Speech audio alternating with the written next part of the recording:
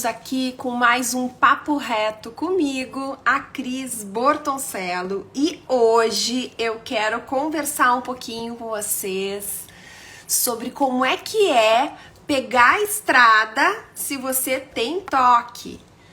Sejam todos bem-vindos. Olá, Nelisa. Oi, Selma, Márcia, sejam todos muito bem-vindos. Eu quero muito poder contar com a participação de vocês hoje aqui no Papo Reto, porque eu quero falar sobre como é que os pacientes com toque se sentem quando eles precisam pegar a estrada. Sim, eu resolvi falar sobre isso. Boa noite, Márcia. Porque eu peguei a estrada na semana passada, fui a Buenos Aires de carro, eu adoro andar de carro, é uma oportunidade rica que eu tenho de poder curtir a natureza, eu adoro ficar contemplando a natureza durante todo o momento que eu tô dentro do carro, cheirar o ar puro e poder me conectar mais com a natureza que é tão importante pra mim. Oi, Franciele, oi, Jaque, eu quero a participação, oi, Kathleen, de todos vocês hoje. Vocês vão ter que se entregar, vocês vão ter que contar o que é que acontece quando vocês saem para viajar de carro, de trem, de ônibus, e vocês se deparam com tantas particularidades aí na estrada, e o quanto às vezes vocês estão aí mobilizados por determinadas coisas, e eu vou trazer aí algumas particularidades que durante a viagem eu fiquei pensando. E não é, quando eu botei toque viagem, o título não é vamos ficar viajando aí sobre o toque, mas quais são os movimentos importantes e os pensamentos que naturalmente acometem todos nós, sejamos nós pessoas que não têm o transtorno ou também as pessoas que têm o transtorno. Então eu quero que vocês participem aí para que a gente possa falar um pouquinho sobre isso. Deixa eu ver o que a Jaque colocou. Família de boas, mas viajar com estranhos? Ui! Pois então, eu quero aproveitar então que a Jaque colocou aqui. Eu particularmente, né, Jaque, quando eu viajo com o meu esposo, já que todos vocês que estão aqui assistindo, tô toda descabelada hoje, gente, mas tá tudo certo. Eu não tenho questão com simetria, então tá tudo bem, né? Eu, quando pego a estrada, eu gosto ou de viajar só eu e meu marido, e aí se tem mais um casal, eles vão num outro carro, porque a gente leva uma geladeirinha, tem ali, tem fruta, tem bebidas, tem algum sanduíche, algumas coisas pra beliscar, porque quando são viagens muito longas, que nem essa que a gente foi a Buenos Aires, é 1000 e poucos quilômetros, então a gente fica muito tempo dentro do carro. Então, quando tem muita gente, às vezes fica muito barulho no carro, uma pessoa quer escutar um tipo de música, outra quer escutar outro tipo de música, então a gente opta por escolher ir só nós dois no carro, ou se os filhos estão juntos, os filhos vão junto. Oi, Carolzinha linda, Carol que cuida dos meus cabelinhos, uma fofa, que ela tá lá no Shopping Iguatemi, no Marcelo Mas, que vão lá, ela é uma maravilhosa, uma querida. Então, deixa eu ver, Jaque, o que tu colocou aqui. Nananã. Ui, difícil viajar com outras pessoas, vamos ver. Tu me ensinou até a comprar free coco? Deixa eu até botar meu óculos aqui, ver se eu entendi direito isso. Tu me ensinou até a comprar free coco quando fui para um retiro de mulheres. O que é free coco? Jesus, Jaque, me explica o que é isso, que agora eu fiquei perdida aqui. Sim, Cris, escolhas nas estratégias, boa dica. Pois então, antes de eu falar sobre a minha viagem, deixa eu contar pra vocês que eu tenho uma colega muito querida, que eu adoro de paixão, e todas as vezes que a gente vai pra fricocô. O que é fricocô? Explica aí, Jaque. Tem a questão do cocô e do xixi, gente. Eu vou falar sobre isso. Porque nós todos temos nojinhos. As nossas emoções, elas vêm para nos proteger, para nos cuidar, para nos amparar. Porém, quando a gente sai para viajar, a gente se depara com milhares de situações, né? Então, vou trazer aqui uma delas. Quando eu vou para congressos, às vezes eu fico no quarto com alguma colega. E quando tá combinado desde já com essa colega, geralmente eu deixo que a colega escolha o hotel, que ela decida e a gente fica no mesmo quarto, etc e tal. E aí tem aquelas particularidades, né? Fazer cocô é uma coisa comum, normal e esperada para todos nós. Mas quando a gente tá aí na intimidade da nossa família, é muito mais fácil para nós termos que lidar com isso do que quando a gente tá com algum amigo, né? E muitas pessoas têm dificuldade, seguram o cocô e não conseguem fazer na viagem, né? Eu fiz uma live há muito tempo atrás com a Cris Rodrigues, que é a Nutri lá da clínica, e a gente falou muito sobre cocôs, tipos de cocôs e etc e tal. Que são questões esperadas para todos nós, mas nem todo mundo consegue lidar com isso de uma forma tranquila. E ao viajar com outra pessoa, às vezes a gente pode ter um pouco de vergonha aí, que o nosso cocô vai cheirar, e os cocôs cheiram realmente, né? E algumas pessoas trancam e não conseguem agir naturalmente como agiriam se estivessem dentro do celular. Deixa eu ver o que a Jaque colocou aqui. Vou ter que botar meu óculos. Free cocô é para usar no vaso sanitário antes de fazer as necessidades para não exalar cheiros. Ah, é verdade! Existe isso, né, Jaque? É verdade. Agora me lembrei. Ó, a Carol tá dizendo que não consegue fazer. Pois então, tem gente que fica trancado uma semana, 2 por conta disso. Mas tem outras pessoas que ao viajar, ao pegar o carro, elas não conseguem, por exemplo, né? Anotei algumas coisas aqui para eu não me perder. Fazer xixi. E imaginem, eu peguei a estrada, 1000 e poucos quilômetros, como é que eu vou conseguir segurar o xixi, pelo menos, né? Não tô nem falando do cocô. Durante todo esse trajeto, sem usar um posto de gasolina, por exemplo. E os banheiros dos postos de gasolina nem sempre são banheiros cheirosos, limpinhos, como a gente gostaria. Eu tô aqui falando, né, para as pessoas que não têm toque, mas também para as pessoas que têm toque e que têm aí a dimensão de sintoma de contaminação.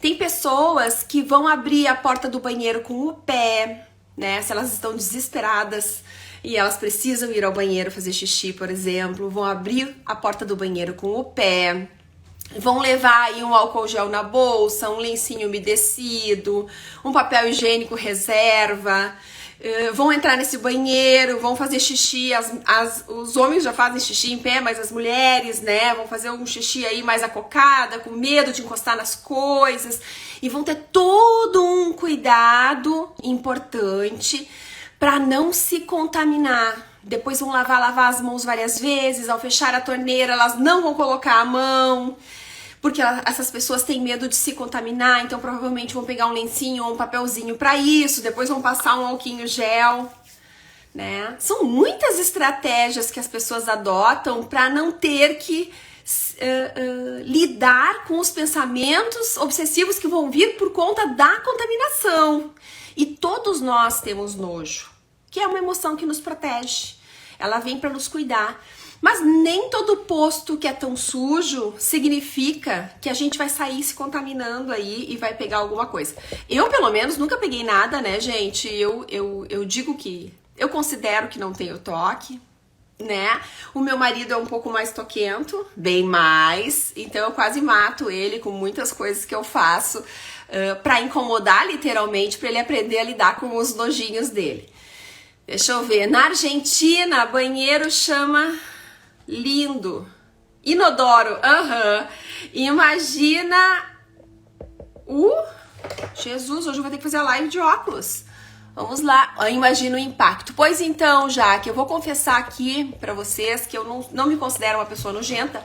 Porém, como esse início de ano eu tive uma bactéria que eu peguei quando fui a Santa Catarina e tive que tratar com um monte de antibióticos, eu tive o cuidado nesta viagem. Quem me conhece sabe que o meu prato é 70% salada e o resto.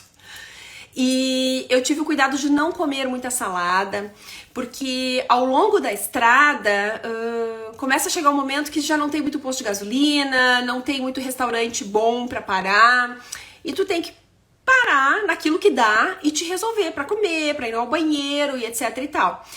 Há muito tempo atrás, vou confessar uma coisa que vai ficar gravado esse papo reto, gente, eu vou pagar um mico, mas eu não me importo de pagar. Eu fiz uma viagem, eu, meu marido e os 2 filhos, eles eram pequenos e nós fomos Chile, Argentina e Uruguai. E num determinado momento, nós pegamos muita estrada sem postos de gasolina, não tinha como parar. Eu vinha tomando chimarrão dentro do carro há um tempão e chegou uma hora que eu já tava desesperada pra fazer xixi.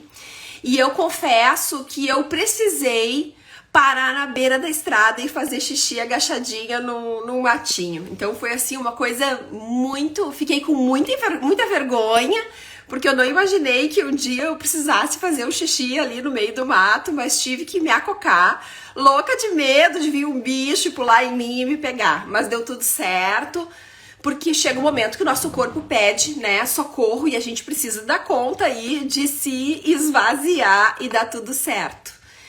Tem algumas pessoas com toque que preferem fazer isso que eu fiz, numa situação de emergência, a ter que entrar num banheiro, porque consideram que o banheiro público ele é muito mais contaminante.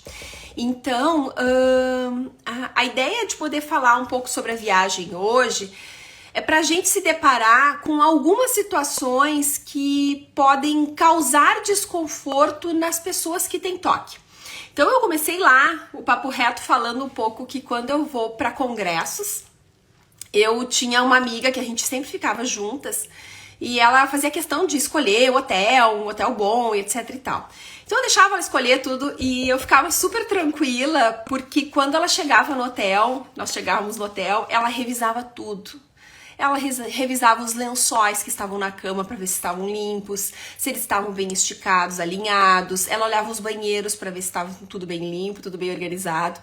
E quando ela entendia que as coisas não estavam do jeito que ela achava que deveriam estar, ela ia lá e exigia que se fosse trocado o quarto ou que trocassem os lençóis e etc e tal. Então eu dizia assim pra ela, olha, eu nunca vou passar nenhum problema de contaminação contigo, porque tá sempre tudo muito garantido e organizado.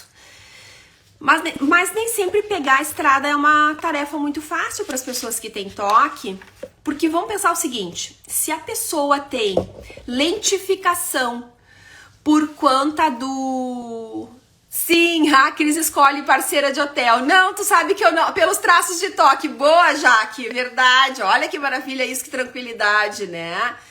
Uma pessoa que tem, por exemplo, questões de alinhamento, ela pode demorar muito mais tempo para conseguir colocar as malas do carro, porque quer organizar as coisas de um jeito muito mais estratégico, né? Uma pessoa que tem toque, tem lentificação sobre decidir o que coloca, o que não coloca na mala, pode demorar muito mais tempo para conseguir fazer a sua mala, e isso causa um prejuízo, porque às vezes essa pessoa já fica num processo ruminativo há meses atrás, pensando o que vai levar, como é que vai levar, de que forma vai ser essa viagem. Então, onde para muitos é fazer a mala, botar no carro e partir, para outros pode ser um drama conjugal, um desgaste emocional, uma desistência de viagem por conta do desconforto emocional que essa viagem vai causar. Eu postei algumas coisas nos meus stories, né, na viagem. Eu gosto muito, eu amo viajar e quando viajo eu gosto de postar. E não é pra me aparecer, gente, eu gosto de postar porque eu fico tão feliz. Eu fico tão feliz de viajar, eu fico tão feliz de contemplar a natureza. E acho que às vezes até exagero um pouco nos vídeos que eu coloco. E filmo um monte de coisas, músicas, e boto coletâneas de música dentro do carro. E tudo isso me diverte muito.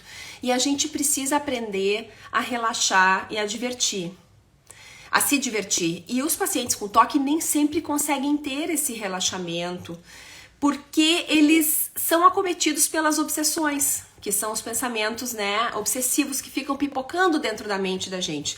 E aí, eu anotei algumas coisas aqui que eu acho que seriam interessantes a gente olhar, né?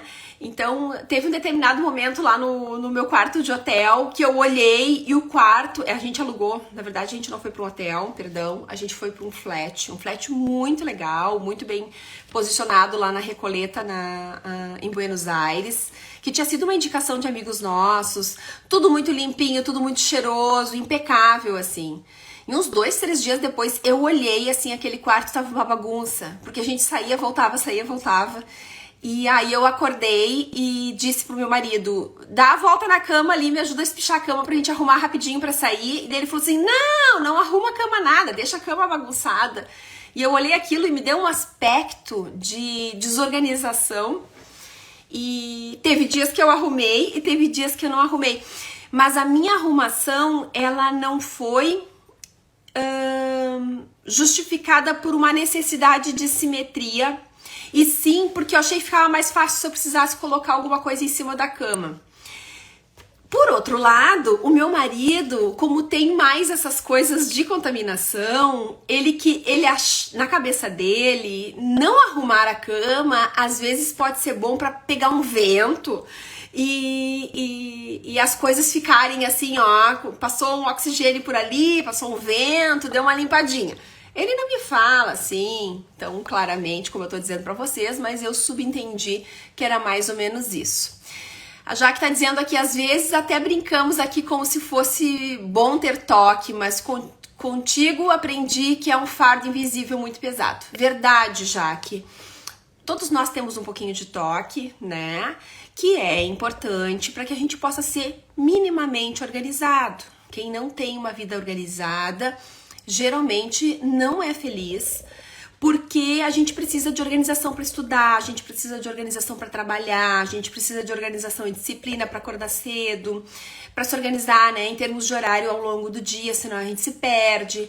A gente tem que ter um pouquinho de nojo, senão a gente vai se envenenar com determinados alimentos e com várias questões, assim. As nossas emoções, elas têm uma função importante e os sintomas do toque também.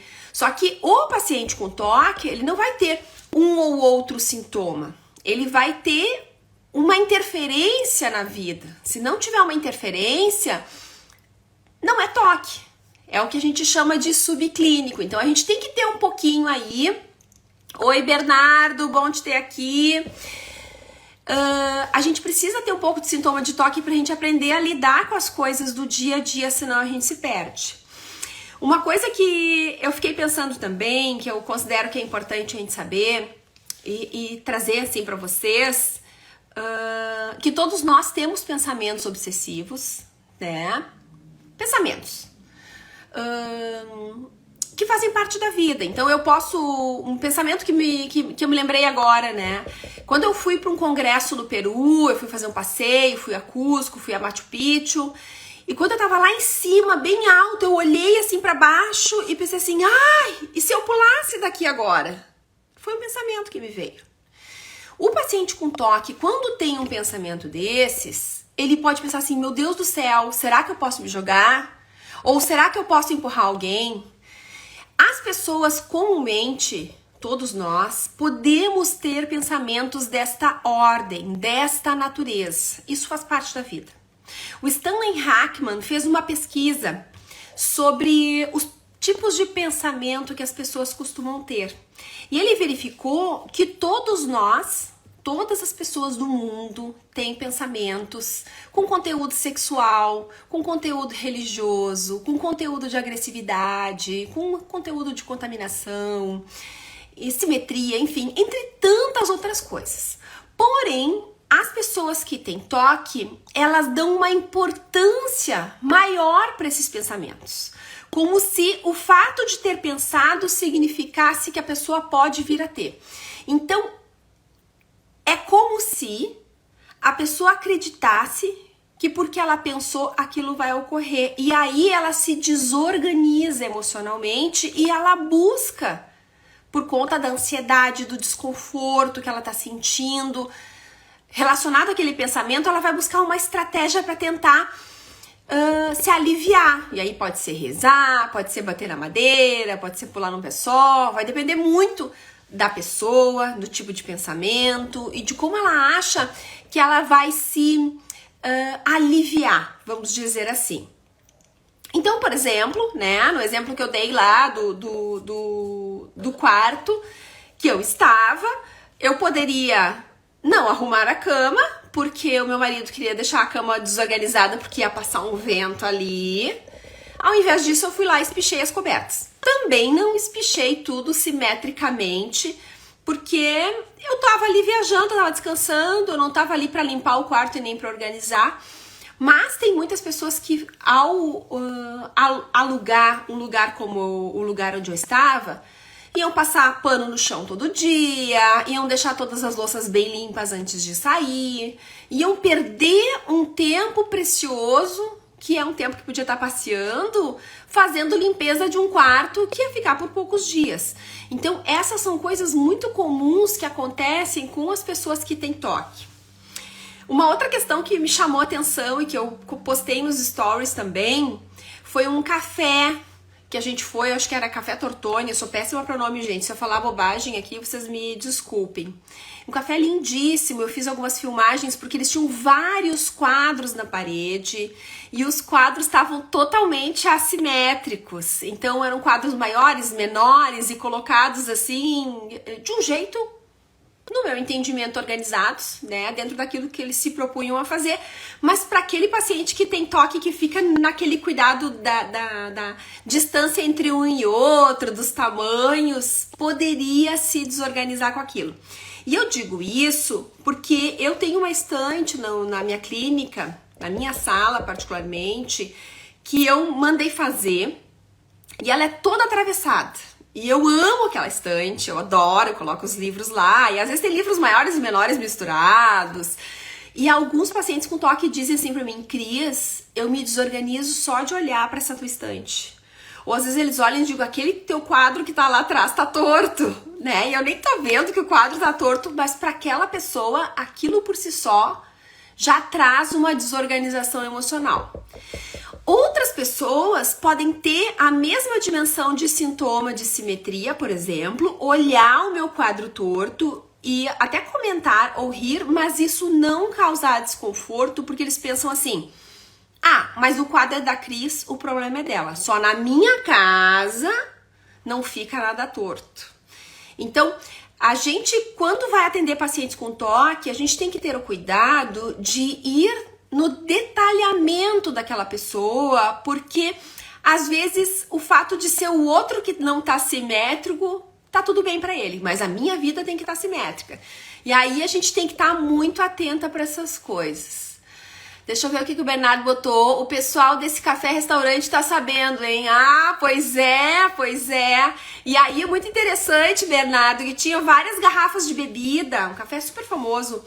E uma das salas lá tava mais parada, não tinha ninguém, tinha poeira por cima. Eu fiquei pensando assim, como seria uma pessoa com toque que tem a dimensão de contaminação entrar aqui, né? Aquela história da pessoa passar um papelzinho em cima do prato para se certificar se o prato tá bem limpo, entre tantas outras coisas, muitas vezes traz prejuízo na viagem daquela pessoa.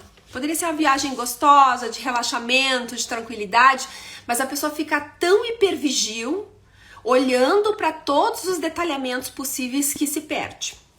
E aí tem questões importantes. Como eu costumo viajar bastante de carro, às vezes tem algumas pessoas que estão morrendo de vontade de fazer xixi, mas seguram o xixi até quase morrer, porque não conseguem parar no posto de gasolina e fazer um xixi. Ou na estrada que seja e se resolver.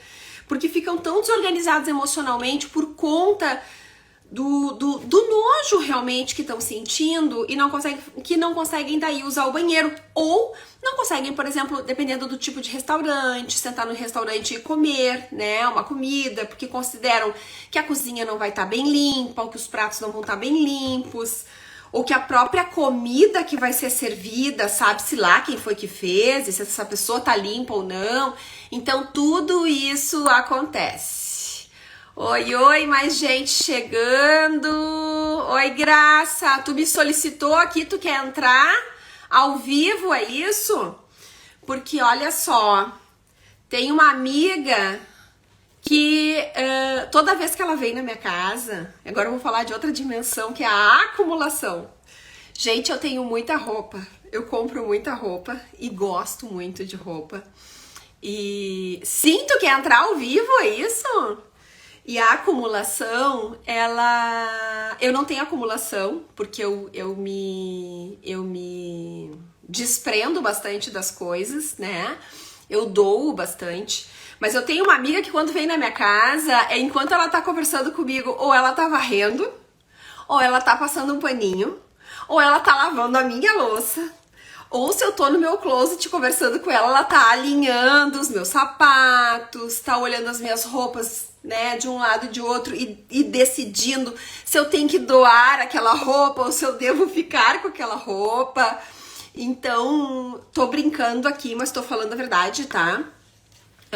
Pra gente entender que às vezes o desconforto que a outra pessoa tem diante do alinhamento, da organização, do lidar com a sujeira, né? Causa tanto desconforto que a pessoa não consegue ter controle sobre si e ela invade o espaço do outro. Tu não tem toque, Graça? Que bom, Graça, mas ó, se tu tiver toque, eu sou especialista nisso, hein? Já tô te dizendo aqui. E tem pessoas que têm o dinheiro todo organizadinho na carteira, todo ele organizadinho, todo ele simétrico, notinha por notinha, uma colocada em cima da outra. Então vejam o quanto não é só sobre falar de um transtorno que acomete 2,5% da população, mas da gente conseguir compreender o quanto essa pessoa tem de prejuízo a ponto dela não conseguir ter o relaxamento.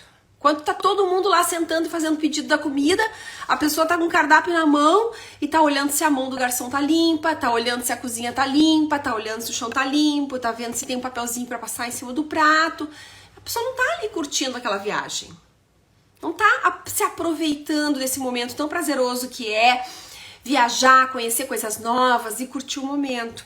Então é muito significativo a gente poder prestar um pouquinho de atenção nessas questões. E geralmente as questões relacionadas à contaminação é o que a gente vê com mais frequência, a lavagem de mãos. E na pandemia isso foi muito comum, né? Porque teve todo aquele alvoroço no início de pode se contaminar, álcool gel pra cá, álcool gel pra lá, que foi importante, mas eu vi muitas e muitas e muitas pessoas com feridas nas mãos. Eu ainda vejo muitas pessoas com feridas nas mãos, com dermatites de contato e com excesso de uso de álcool gel até os dias de hoje. Foi comprovado depois, em seguida, que não precisava fazer toda aquela limpeza nas compras de super, entre tantas outras coisas. Olha, gente, para não falar mentira para vocês, a primeira vez que eu fui no supermercado no início da Covid, que tava aquele alvoroço, que tudo que tu tocava, daí tinha vídeos que pintava de amarelo, tudo que tocava, que aquilo podia ser contaminação, pessoas desmaiando na China, aquelas coisas todas. A primeira vez que eu fui no supermercado, quando eu cheguei, eu lavei as minhas compras. Foi a primeira e a última vez. Depois daquilo, eu não lavei mais nenhuma vez as compras. Eu passei todo o primeiro ano inteirinho sem pegar Covid, indo trabalhar presencial todos os dias. E, obviamente, que no meu espaço, na minha clínica, eu tinha álcool gel para as pessoas, mas esse excesso de limpeza, que é uma dimensão de sintomas do toque que acomete a grande maioria das pessoas que têm toque, traz muito prejuízo. Eu já vi, com a experiência de atender mais de 300 pacientes com toque, mães que quase escaldavam a bunda dos bebês para limpar. Porque o cocô era fedido, porque o cocô era nojento. Então elas não passavam lencinho umedecido, elas ferviam a água, deixavam aquela água descansar. E muitas vezes a água ainda estava quente. E elas limpavam, lavavam a bunda dos bebês. Tu imagina um bebê pequeno que faz cocô várias vezes por dia, tendo o seu bumbum lavado o tempo todo, né? Então, provavelmente essa criança vai desenvolver aí dermatites de contato importante por conta desse excesso de limpeza desnecessário. E então a contaminação no toque, ela agrava muito porque as pessoas acabam tendo um excesso de zelo maior, né? Outro dia eu falei num papo reto que eu tinha ido para um congresso, que foi em abril deste ano, e deu o acaso, sentei do lado de um rapaz, o rapaz pegou aquele álcool gel a viagem inteira, a cada tanto ele passava nas mãos, e eu pensava comigo, mas ele não encostou em nada, por que ele tá passando álcool gel de novo nas mãos, né? Provavelmente, eu não estava dentro da cabeça dele, mas provavelmente passou algum pensamento dentro da cabeça de que havia algum tipo de contaminação, alguma coisa, e ele foi ali a cada tanto e passava o álcool gel. E as pessoas com a dimensão de contaminação, elas podem ter diversas coisas diferentes. Eu posso ter uma pessoa que tem a questão da contaminação com relação às louças, por medo de pegar bactéria. Eu posso ter alguém que não entra dentro de um hospital porque tem medo de se contaminar. Eu posso ter uma pessoa que não tem nada disso, mas se encontra uma manchinha no chão, acha que pode pegar, que aquilo pode ser uma mancha de sangue e que aquele sangue pode pular e pode pegar na pessoa e ela pode pegar uma doença. Tem outras pessoas que têm medo de contaminação relacionado eu vou no banheiro e pode saltar alguma coisa e eu posso me contaminar com aquilo que tem no banheiro. Tem outras que se vão num velório, por exemplo, ou passam na frente de um cemitério, pessoas que vão no velório ou chegam em casa e colocam as roupas para lavar, outras queimam as roupas porque consideram que o fato de ter ido no velório e no velório tinha uma pessoa morta, logo aquela roupa tem que ser descartada. Então vejam só o quanto de prejuízo uma pessoa com toque pode ter, né? A Gabi tá perguntando, Cris, o toque é ativado em situações de estresse psicológico? Olha, Gabi, o toque tem uma base genética, né, importante. Quando a gente vai olhar, geralmente tem algum familiar que tem, ou um pai ou uma mãe, ou às vezes um tio, às vezes um avô que tem algum toque mais grave.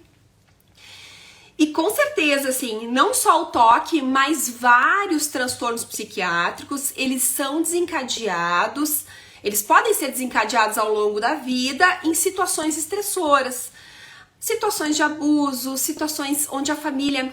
Tem muitas famílias que brigam muito, ou tem um padrão de exigência muito grande, o ambiente fica muito estressor, e aí o toque pode ser desencadeado. E aí eu vou trazer um exemplo ridículo aqui, né? De novo eu vou falar do dinheiro e eu não tenho uma nota de dinheiro aqui para mostrar para vocês. Mas quando a criança é muito pequena, os pais querem ensinar o que é certo e o que é errado.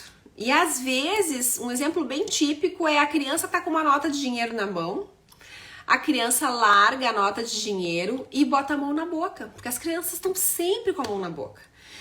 E aí, o pai ou a mãe dá um grito, tira essa mão da boca, não tem coisa mais suja do que o dinheiro. Acho que tem coisa mais suja que o dinheiro, mas de fato, o dinheiro é uma coisa que passa de mão em mão. E por passar de várias mãos, né? Se eu tô aqui, eu dou um espirro na mão, por exemplo, que tá errado, tem que ser no braço, mas... E aí depois eu pego a nota de dinheiro e pago pão, aí o padeiro não tá de luva, acontece alguma coisa e pega aquela nota. E assim vai passando. Então, de fato pode ser que a gente possa se contaminar por essas coisas. Por outro lado, a gente não pode ser prisioneiro dos nossos medos, prisioneiro da possibilidade de que algo aconteça. Então, vou trazer um outro exemplo. Então, só para fechar a questão do dinheiro, né? Essa criança que ouve o grito do pai se assusta muito com a questão do grito que o pai deu, que ele vai se contaminar, os pais mandam lavar a mão, a criança vai lá e lava a mão e ela pensa, tô protegido. Isso pode ser um aprendizado que pode vir a ocorrer em outras situações onde a criança vai colocar a mão suja na boca e essa criança pode vir a desenvolver toque. Então a gente tem que estar muito atento na prática parental para que a gente não contribua para o desenvolvimento de toque das crianças. Eu tive uma vez um pacientezinho, foi pequeno, foram pouquíssimas sessões, ele veio para mim, ele começou com um toque, o dele era relacionado ao aparelho de, aqui no sul a gente fala mosquito, tá, gente? Então era um aparelhinho que era um negocinho verde, botava no... Agora nem tem mais isso, eu acho. Colocava assim e ligava na tomada. E aí um dia ele escutou que aquilo ali era veneno. E aí ele ficou com aquela coisa de que ele ia se envenenar e podia acontecer alguma coisa. Daquilo migrou para um outro pensamento relacionado a pilhas. E aí ele não colocava mais a mão no controle, não pegava mais brinquedos com pilhas, porque ele tinha medo de se contaminar. Daquilo ali, migrou para plantas. Ele ia no supermercado e toda vez que ele passava perto de planta, ele entendia que eram plantas carnívoras e ele podia se contaminar.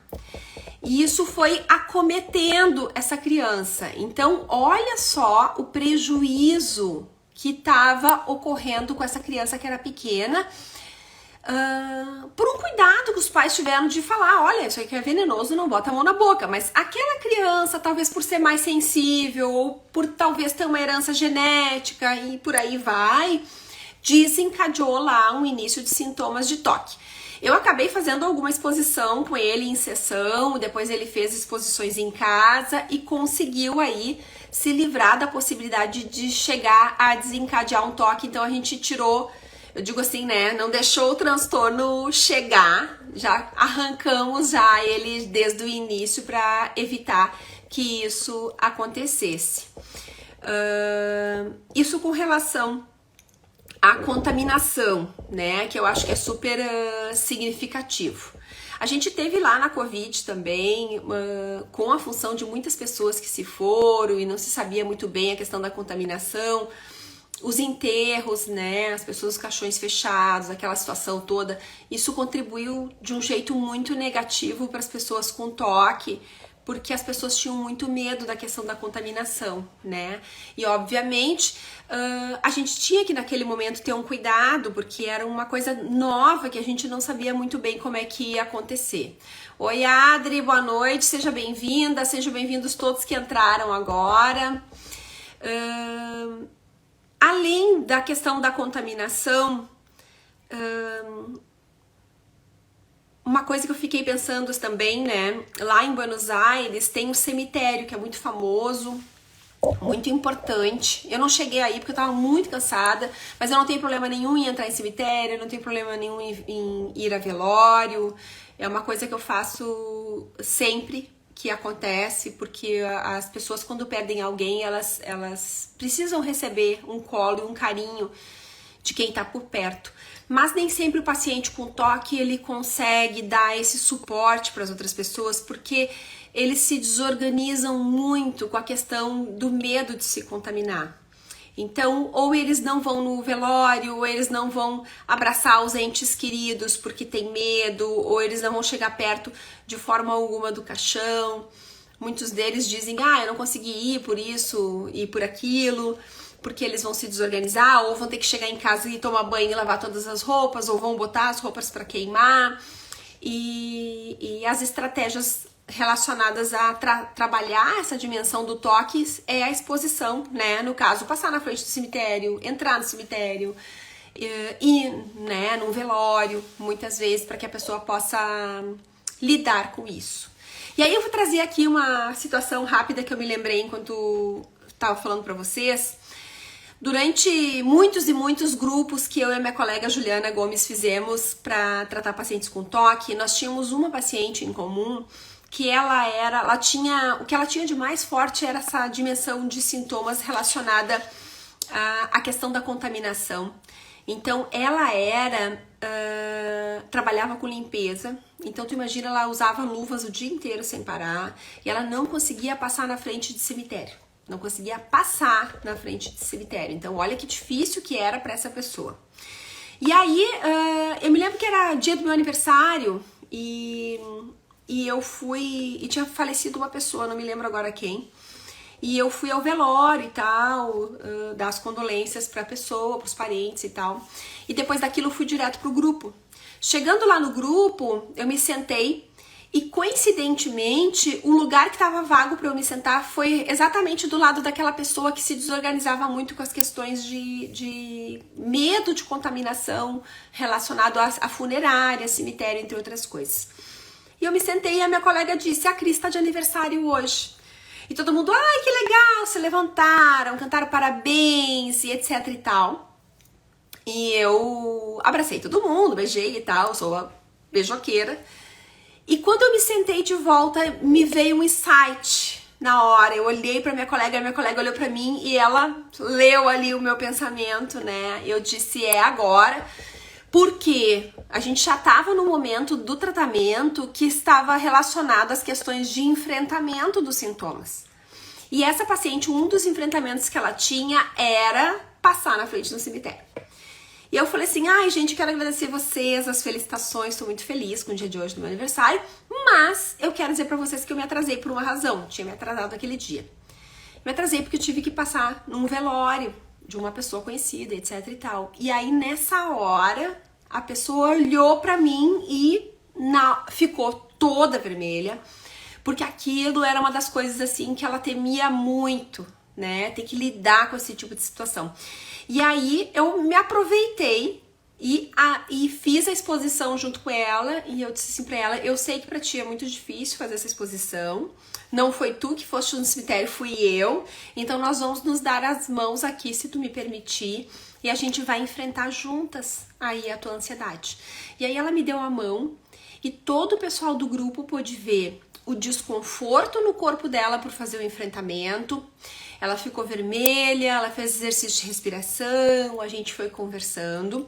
A ansiedade dela subiu muito e depois a ansiedade baixou.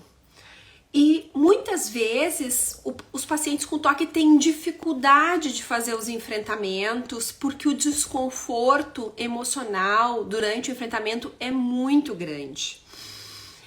E de fato, se é uma coisa que tu tem a vida inteira sentindo e que tu teme de que algo de ruim aconteça, obviamente que a gente não quer enfrentar.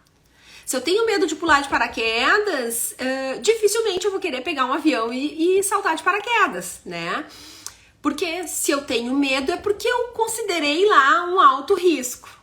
O problema das questões relacionadas ao toque é que quase 100% das vezes não existe um risco real da pessoa pegar uma doença. Então, eu nunca, vou fazer 50 anos esse ano, eu nunca vi ninguém que pegou uma doença porque foi a um velório. O morto tá morto. As bactérias fazem parte da vida. No momento que a gente nasce e a gente começa a respirar o ar que todo mundo respira, a gente pode pegar uma virose, isso faz parte da vida. Mas isso não significa que a gente vai morrer, né? Deixa eu ver o que a Ana falou ali. Mas se ela chegar em casa e tomar banho? Pois então, Ana, pode ser que ela queira chegar em casa e tomar banho, né? Mas, como tinha o grupo tava no início, ela fez um enfrentamento ali. Até ela chegar em casa e tomar banho, já ia ser uma coisa assim, bem pra depois, né? Não ia ser uma coisa de ritual do banho tão imediato. Eu já atendi pacientes com toque também que ficavam 8 horas embaixo do chuveiro, fazendo lavagens, né, banhos ritualizados, tinha que lavar dentro de uma certa ordem, de cima para baixo, né? E aí a estratégia para lidar com essa pessoa com banho ritualizado é mudar a ordem do banho, colocar alarmes no celular que vão tocar para essa pessoa desligar o banho, combinar com a família, como é que vai supervisionar para garantir que a pessoa não faça os rituais relacionados ao banho e por aí vai. Tudo isso que eu tô falando tá relacionado aí a essa dimensão de contaminação. Mas também falei antes, né, sobre os pensamentos agressivos, pensamentos sexuais que podem acometer, né, que é tão comum e esperado para todos nós. A sexualidade tá aí, ela faz parte da vida, as pessoas têm tesão, as pessoas pensam coisas, e isso tudo é um processo muito natural. Na entrada da adolescência, principalmente, tem muitas pessoas que têm pensamentos relacionados à homossexualidade, por exemplo. Dúvidas se são gay ou se não são, se são bi ou se não são. E tá tudo bem. Isso faz parte da vida. Ter dúvidas sobre isso é uma caminhada natural que faz parte. Porém, os pacientes com toque que têm essa dimensão de sintomas relacionados à sexualidade, por exemplo, eles ficam tão apavorados por pensar aquilo que eles querem se certificar de que não é nada daquilo. E aí que entra a grande questão. Uma vez nós tivemos no grupo, tô trazendo aqui alguns casos para vocês entenderem mais ou menos como é que acontece. Nós tivemos no grupo uma vez um rapaz que ele estava passando e passou uma pessoa por ele e, sem querer, os olhos dele olharam ali para as partes genitais. A pessoa estava de roupa, olhou assim para as partes genitais e era um outro cara, e ali a calça ali perto da área ali da virilha do pênis e tal. E ele pensou assim: ah, meu Deus do céu, eu olhei, então isso significa que eu sou gay e isso significa que eu quero transar com aquele cara. E aí ele ficou ali ruminando sobre aquilo, foi lá e rezou um Pai Nosso, como quem quer se proteger, né? Foi o ritual que ele fez. Quanto mais ele pensava e mais ele rezava, mais os pensamentos se mantinham dentro dele. E tá tudo bem, a gente tá na rua, a gente tá passando, passa alguém perto, o nosso olho pode passar perto da área genital de qualquer outra pessoa, e isso não significa que a gente vai desenvolver, que a gente vai virar homossexual, ou que a gente quer transar com aquela pessoa, porque os nossos olhos passaram por ali, isso faz parte da vida. E as pessoas com toque, elas dão uma importância maior para aqueles pensamentos e elas acabam buscando uma estratégia para poder lidar com aquilo. E isso é muito desorganizador emocionalmente para essas pessoas, porque o dia inteiro delas fica sendo tomado por aquilo ali. E aí a vida não anda, né? A pessoa fica com a vida parada em função disso. Eu falei ali também que quando eu fui viajar pro Peru, chegou um determinado momento, eu tava lá em cima e eu pensei assim, meu Deus, como seria eu me jogar daqui de cima? Isso não significa que eu queria me matar. Isso significa que esses pensamentos fazem parte da vida. A gente olha aquele evento, aquela coisa e pensa, e se eu tiver um impulso de ação de me jogar daqui de cima? E esse pensamento vem e a gente diz, poxa, que bobagem isso que eu pensei, e segue fazendo as suas outras coisas. Mas a pessoa que tem toque, ela fica pensando, por que eu pensei isso? Será que porque eu pensei isso eu posso me jogar? Será que porque eu pensei isso eu sou uma pessoa má? Será que porque eu pensei isso? E esses serás e serás e serás vão deixando a pessoa aprisionada. Deixa eu ver a Ana, e quando o toque vem acompanhado de fobia, como lidar? Olha, Ana, tanto o toque quanto a fobia, o tratamento é o enfrentamento. A gente vai na fobia, aí depende se é uma fobia específica de alguma coisa, né? De elevador, de bicho, seja o que for, a gente vai usar ali estratégias de dessensibilização sistemática para a pessoa ir fazendo pequenos enfrentamentos, né? E no toque também é um enfrentamento, mas no toque a gente precisa saber exatamente qual é, o que tá por trás.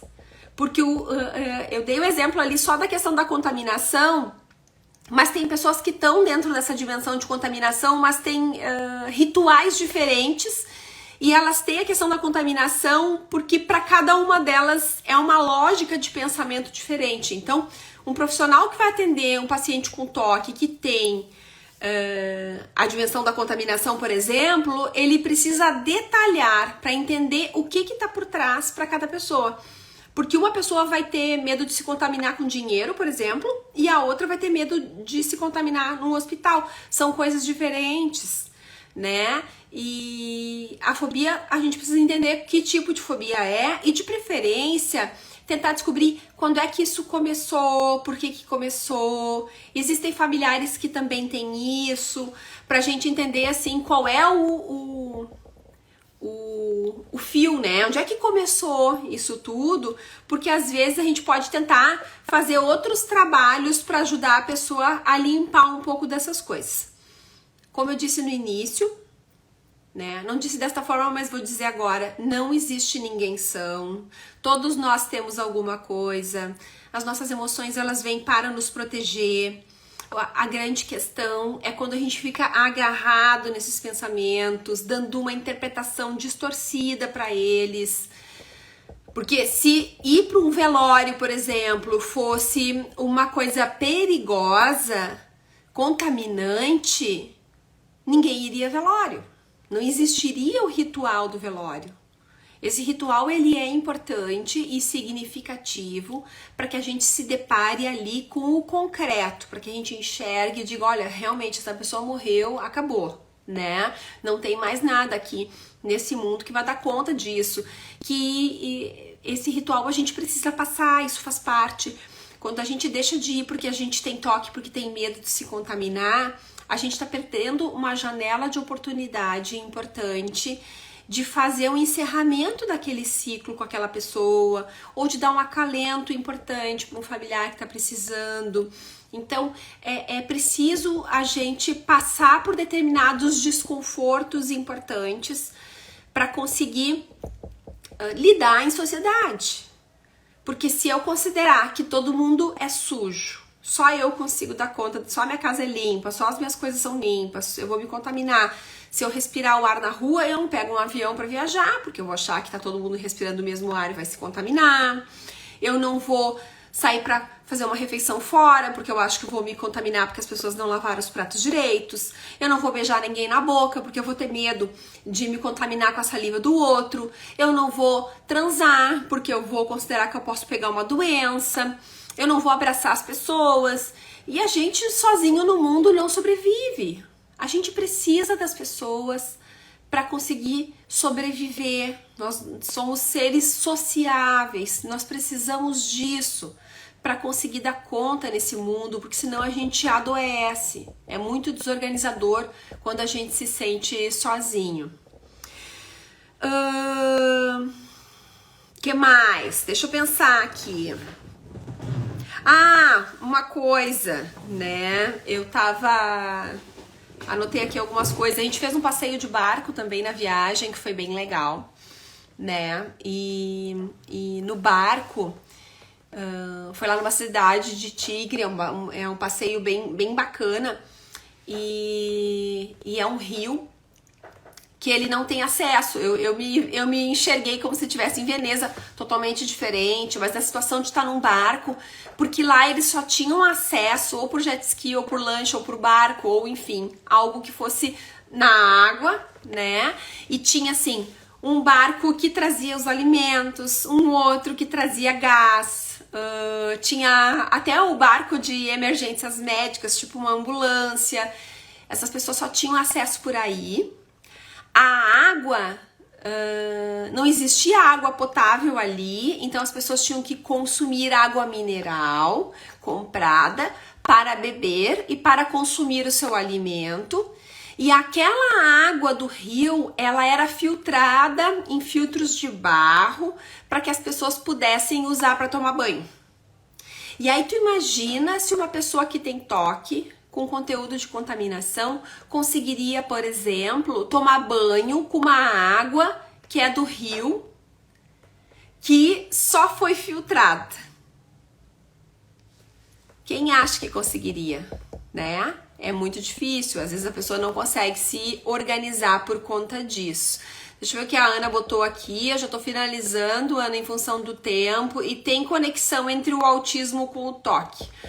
Bom, Ana, tem pessoas que têm autismo e toque, tem toque e esquizofrenia, tem toque, TDAH, tem um percentual aí, e tem algumas pacientes que têm autismo e que no início até se fica na dúvida, é toque ou é autismo, por conta dos rituais, muitas vezes, que os pacientes com autismo têm.